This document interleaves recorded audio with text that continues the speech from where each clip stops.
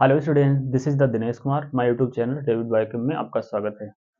तो आज एक बहुत ही इम्पोर्टेंट टॉपिक के बारे में बात करेंगे, जो कि है डाइपोल मोमेंट। केमिकल बॉन्डिंग में केमिस्ट्री में दिया गया है डाइपोल मोमेंट, जो कि इससे क्वेश्चन फ्रिक्वेंटली आस्क पूछे जाते हैं। कोई भी टेस्ट दोगे आप तो उसमें जरूर आपको 100% नहीं, यहाँ तक कि नेट और सीबीएसई में तो आते ही आते हैं। ठीक है, तो मैं इम्पोर्टेंट समझा, इसलिए मैं वो टॉपिक लेके आया हूँ, जो कि डाइपोल मोमेंट है। डाइपोल मोमेंट एक्चुअली में होता क्या है कि डाइपोल मोमेंट जो दो चार्ज, मतलब दो चार्ज के बीच का जो सेपरेटेड डिस्टेंस है उसको मेजर करते हैं हम डाइपोल मोमेंट, वही होता है हमारा डाइपोल मोमेंट। ठीक, डाइपोल मोमेंट से एक चीज और पता चलती है कि डाइपोल मोमेंट से मॉलिक्यूल कौन सा पोलर है और कौन सा नॉन पोलर, ये इसके बारे में पता चलता है हम लोगों को। तो चलिए हम बात करेंगे डाइपोल मोमेंट के बारे में। डाइपोल मोमेंट, डाइपोल मोमेंट इसको रिप्रेजेंट करते हैं म्यू से। ठीक, तो डाइपोल मोमेंट की डेफिनेशन क्या होती है? The magnitude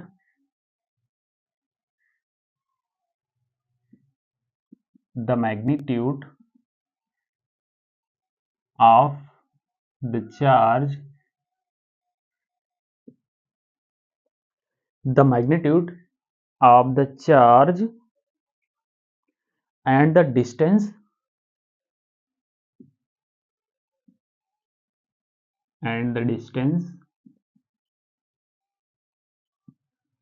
between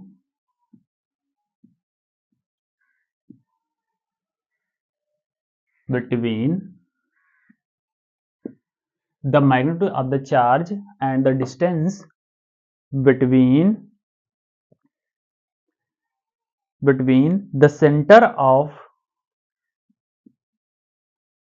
the center of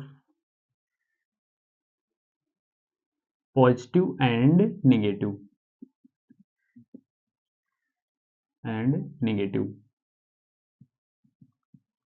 charge।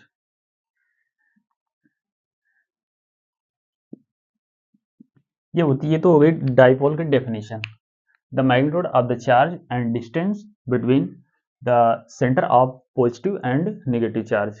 ठीक, देखो अब इसको हम ऐसे समझते हैं, मान लो दो चार्ज हैं, Q1 है और Q2। ठीक, एक प्लस चार्ज है, एक माइनस चार्ज। तो इनके बीच का जो डिफरेंस होता है, डिस्टेंस होता है, उसको वो बताता है डाइपोल मोमेंट। ठीक, तो और ये देखो, ये एक वेक्टर क्वांटिटी होती है, not a scalar quantity. Physics में आपने पढ़ा भी होगा कि वेक्टर क्वांटिटी और स्केलर क्वांटिटी, इसके स्केलर क्वांटिटी नहीं होती है, ये वेक्टर क्वांटिटी होती है। ठीक है, मतलब देखो अब इसको dipole moment equal to Q into D.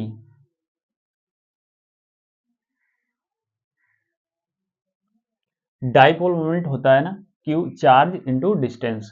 ठीक, तो ये चार्ज होता है, इसकी यूनिट क्या होती है? कूलाम। और ये जो डिस्टेंस होता है, इसकी यूनिट होती है मीटर। तो इसीलिए डाइपोल मोमेंट की यूनिट जो होती है वो होती है कूलाम मीटर। ठीक है, एक यूनिट इसकी और होती है डीवाई। ठीक है, और इसकी भी वैल्यू होती है, एक डीवाई की वैल्यू होती है 3.33564 इंटू 10⁻³ कूलाम। ये यूनिट सीधा क्वेश्चन में आती है, पूछी जाती है कि बताइए एक डीवाई की वैल्यू कितनी होगी? 3.33564 इंटू 10⁻³ कूलाम मीटर। ठीक है, अब देखो, ये जो डाइपोल मोमेंट होता है ना, ये एक वेक्टर क्वांटिटी होती है, वेक्टर क्वांटिटी,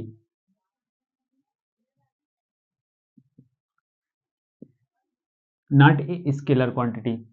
ये एक वेक्टर क्वांटिटी, और इसको रिप्रेजेंट करते हैं क्रॉस एरो से, ऐसे करके पॉजिटिव टू निगेटिव वाले आइटम की तरफ ये होता है। ठीक, इसको ऐसे रिप्रेजेंट करते हैं। अच्छा, अब हम बताएं, अब देखो बात करते हैं जैसे कि देखो डाइपोल मोमेंट जो होता है इसको हम म्यू से, dipole moment directly proportional to electronegativity, electronegativity of atom.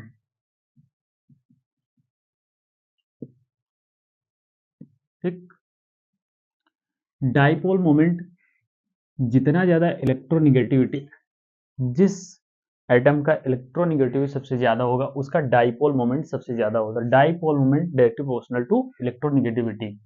ठीक है, इसको देखो ऐसे, जैसे हाइड्रोजन से कोई हेलोजन लगा है, जैसे कि HF, HCl, Br और HI।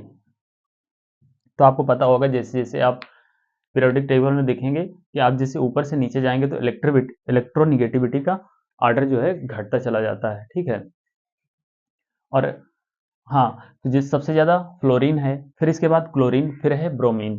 तो सबसे ज़्यादा देखो electron dipole moment directly proportional to electronegativity, तो जिसका इलेक्ट्रोनिगेटिविटी सबसे ज़्यादा है उसका डाइपोल मोमेंट सबसे ज़्यादा होगा। तो यहाँ पे फ्लोरीन सबसे ज़्यादा इलेक्ट्रोनिगेटिव है, इसलिए इसका ऑर्डर हो जाएगा fluorine, then chlorine, then bromine, फिर आयोडीन। ठीक है, तो इसका ऑर्डर होगा। और एक चीज और है, एक एक्सेप्शन है, जैसे कि हाइड्रोजन वो कार्बन से हेलोजन जुड़ा हो, जब कार्बन से हेलोजन जुड़ा होता है, ठीक है, तो देखो CF,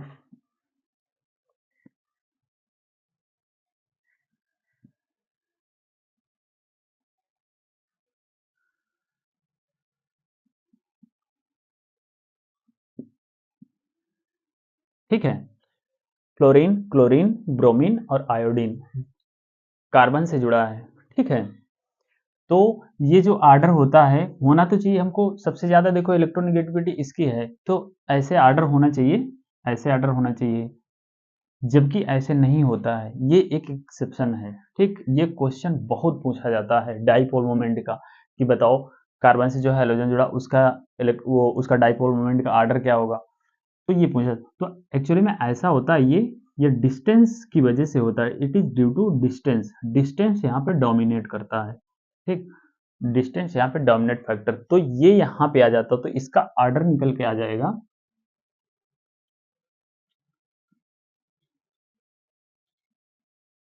क्लोरीन, इसके बाद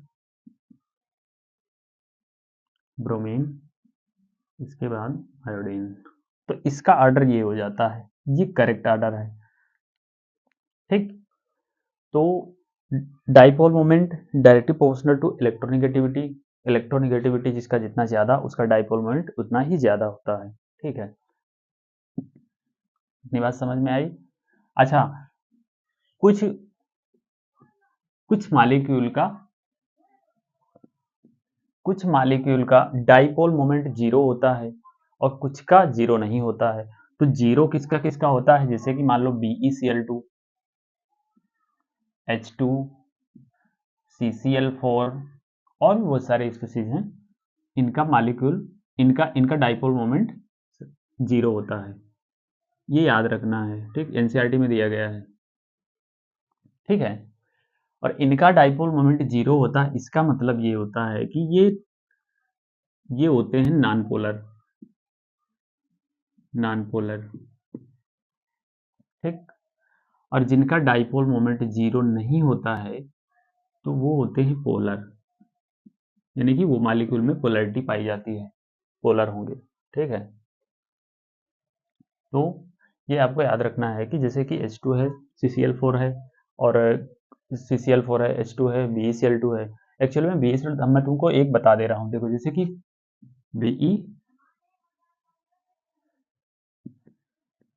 BeCl2, बेरिलियम, क्लोरीन, क्लोरीन। तो ये सबसे ज़्यादा इलेक्ट्रोनिगेटिव है, ठीक है, इससे ज़्यादा। यहाँ पे प्लस माइनस, यहाँ पे माइनस। तो आपको देखो याद होगा कि वेक्टर जो होता है ना प्लस टू माइनस की तरफ जाता है, ठीक है, plus two minus, plus two minus. Actually में ये एक दूसरे को कैंसिल आउट कर देते हैं, तो इसीलिए इसका डाइपोल मोमेंट होता है जीरो होता है, तो ये नॉन पोलर होता है, ठीक है। जबकि वाटर है, H2S है, वो तो डाइपोल मोमेंट उनका जीरो नहीं होता, इसीलिए पोलर होते हैं, ठीक है। तो मैंने एक बता दिया है। अच्छा, एक चीज और है कि जैसे कि मान लो कि मान लो कि बेंजीन है। अब देखो dipole moment equal to inversely proportional to theta angle, ठीक है, ये भी याद रखना है। जैसे कि एंगल के ऊपर भी डाइपोल मोमेंट निर्भर करता है, यानी एंगल जिसका ज्यादा उसका डाइपोल मोमेंट कम हो जाता है। तो जैसे कि देखो बेंजीन है, बेंजीन और हाइड्रोजन,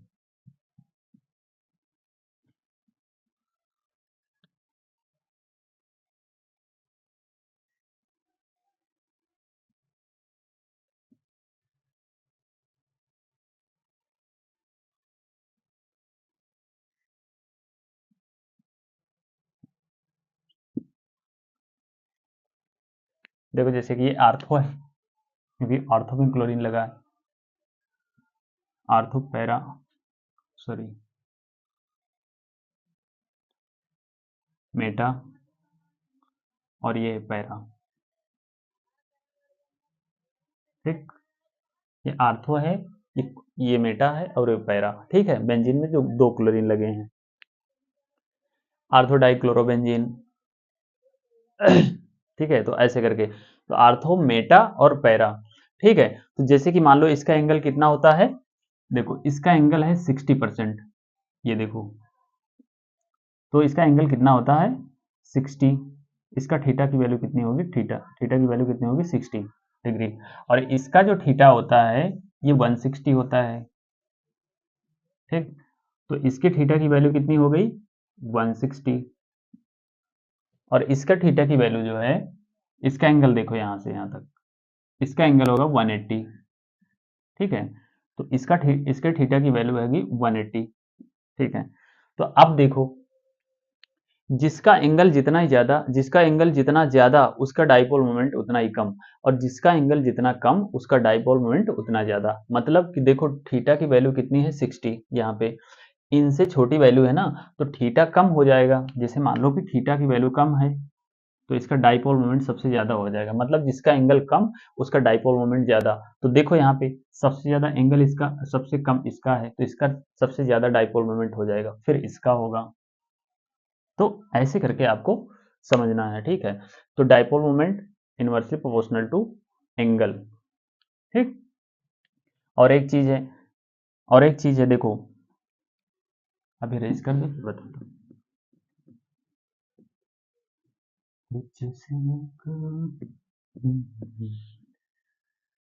देखो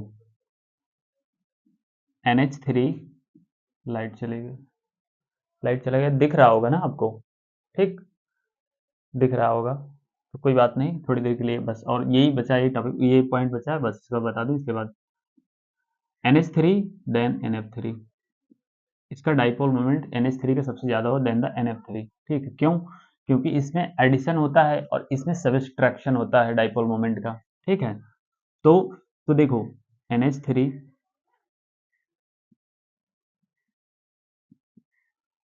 ये लोन पेयर है, और यहाँ पे NF3,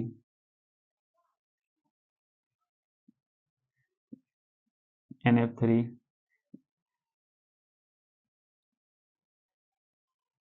ठीक। तो देखो positive to negative dipole moment, जो वेक्टर, ये वेक्टर क्वांटिटी होती है ना, तो पॉजिटिव टू निगेटिव, क्योंकि नाइट्रोजन सबसे ज्यादा इलेक्ट्रोनिगेटिव है देन द हाइड्रोजन से, ठीक है, ये इधर जाएगा। तो ये देखो, तो ये एक दूसरे से देखो सब्सट्रैक्ट हो रहे हैं, मतलब यानी कि ऐड हो रहे हैं, ठीक है। तो इस वजह से, और ये देखो क्योंकि नाइट्रोजन फ्लोरीन, वो फ्लोरीन नाइट्रोजन से ज़्यादा इलेक्ट्रोनेगेटिविटी है। और देखो ये लोन पेयर, ये देखो ये क्या हो रहे हैं, सब्सट्रैक्ट हो रहे हैं, ये ऐड हो रहे हैं, ये सब्सट्रैक्ट हो रहे हैं, ठीक। तो इस वजह से इनका जो है NH3 का डाइपोल मोमेंट सबसे ज़्यादा होता है देन द NF3, ठीक। ये एनसीईआरटी में लिखा गया। अच्छा, एक चीज़ और है, जो वाटर है, वाटर का डाइपोल मोमेंट H2S से ज़्यादा कम होता है, वो ज़्यादा होता है, ये भी याद रखना है, ठीक। तो बस इतना है। देखो डाइपोल मोमेंट क्या होता है, NH3 का सबसे ज़्यादा देन द NF3, क्योंकि इसमें एडिशन होता है और इसमें जो सब्सट्रैक्शन होता है H2O का सबसे ज़्यादा होता है dipole moment then the H2S से, ठीक। तो आज के लिए इतना ही। लाइट चला गया देखो, तो इस वजह से ज़्यादा समझ में नहीं आ रहा होगा, डार्क दिख रहा होगा, ठीक है। तो आप चैनल पे हैं तो लाइक शेयर एंड सब्सक्राइब जरूर करें, ठीक है। क्योंकि क्योंकि इतना इतना गर्मी होती है यार, इतने गर्मी में बनाता हूँ वीडियो शूट करता हूँ तो प्रॉब्लम होती है मुझे भी। अब इतने से वीडियो के लिए काफ़ी देर मेहनत करनी पड़ती है, इसके बाद जो है आपको दिया जाता है कंटेंट, ठीक है। तो मिलते हैं अगले वीडियो में, तब तक के लिए धन्यवाद।